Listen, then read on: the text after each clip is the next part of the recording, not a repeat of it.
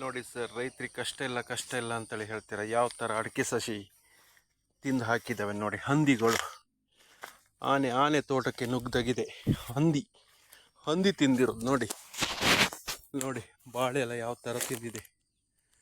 ಬಾಳೆ, ಅಡಿಕೆ, ತೆಂಗು ಇವೆಲ್ಲ 2 ವರ್ಷ ಸಸಿಗಳು ಆಯಿತಾ. ನೋಡಿ, ತೋಟ ಸರ್ವನಾಶ ಮಾಡಿಬಿಟ್ಟು ಹೋಗಿದೆ.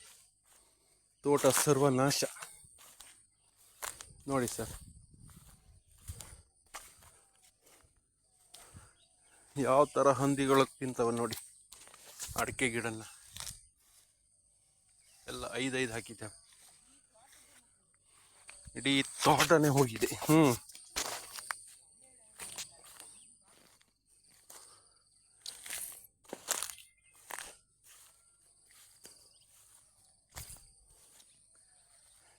ಎಷ್ಟು ಸರ್, ಒಂದು ಕೂಲಿ ಆಳಿಗೆ 1000 ರೂಪಾಯಿ ಕೊಟ್ಟು ಇವತ್ತು ಕೆಲಸ ಮಾಡಿಸ್ಬೇಕು.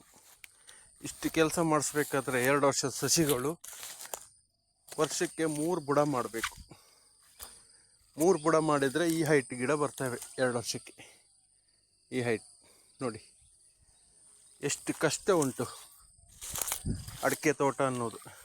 ನೋಡೋರಿಗೆ ಮಾತ್ರ ಅಡಿಕೆ ತೋಟ ಒಳ್ಳೆ ಲಾಭ ಉಂಟು, ಒಳ್ಳೆ ಸಂಪಾದನೆ, ಅಡಿಕೆ ರೇಟ್ ಉಂಟು ಅಂಥೇಳಿ ಸಿಟಿಯಲ್ಲಿ ಕೂತು ಮಾತಾಡ್ತಾರೆ ಜನಗಳು.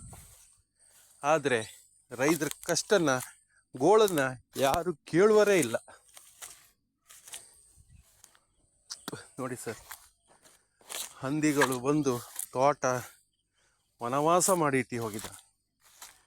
ಯಾವ ಥರ ವಾಶೌಟ್ ಆಗಿದೆ ನೋಡಿ.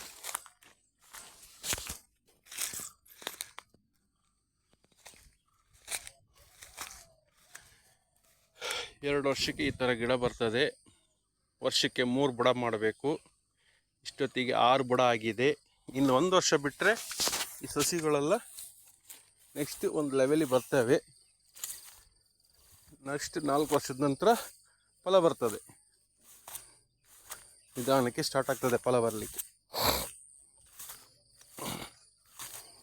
ಬಾಳೆ ತೋಟ ನೋಡಿ, ಹಂದಿಗಳು ನುಗ್ಗಿದ್ದು, ಆನೆ ನುಗ್ಗದಾಗಿದೆ ಹೊಲಕ್ಕೆ. ಆನೆ